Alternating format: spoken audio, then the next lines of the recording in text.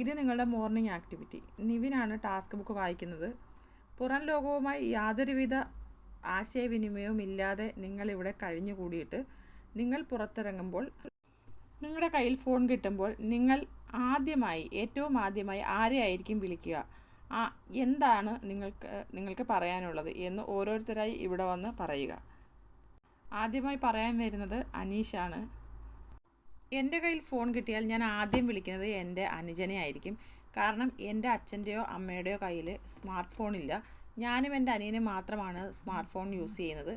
അപ്പോൾ അവിടെ നിന്ന് ആരും ചോദിക്കുന്നത് സാധാ ഫോണിൽ വിളിക്കാമല്ലോ. അപ്പോൾ അനീഷ് ഇത് കേട്ടതായിട്ട് നടിക്കുന്നില്ല.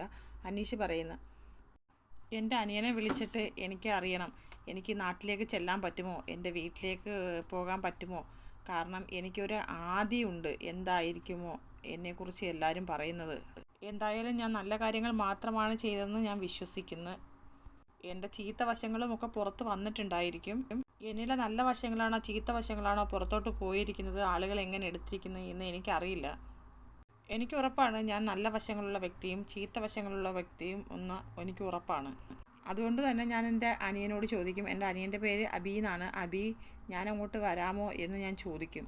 ഞാൻ അങ്ങോട്ട് വന്നോട്ടെ, വന്നിട്ടുണ്ടെങ്കിൽ എന്തെങ്കിലും പ്രശ്നങ്ങൾ ഉണ്ടാകുമോ എന്നുള്ള ഒരു പേടി എനിക്ക് എന്തായാലും ഉണ്ടാകും. അപ്പോൾ അതുകൊണ്ട് തന്നെ ഞാൻ എൻ്റെ അനിയനെ വിളിക്കും. എൻ്റെ എല്ലാവിധ ഉയർച്ചയിലും എൻ്റെ കൂടെ നിന്നിട്ടുള്ള വ്യക്തിയാണ് എൻ്റെ അനിയൻ. അതുകൊണ്ട് തന്നെ അവൻ എന്നോട് ഒരിക്കലും കള്ളം പറയില്ല. ആ ഒരു ഉറച്ച വിശ്വാസം എനിക്കുള്ളത് കൊണ്ട് തന്നെ ഞാൻ ഏറ്റവും ആദ്യം വിളിക്കുന്നത് എൻ്റെ അനുജനെയാണ്. അപ്പോൾ അടുത്തൊരു ലൈവ് അപ്ഡേറ്റുമായിട്ട് ഞാൻ വീണ്ടും വരാം. എല്ലാവരും എൻ്റെ ചാനലൊന്ന് സബ്സ്ക്രൈബ് ചെയ്യണേ, സപ്പോർട്ട് ചെയ്യണേ.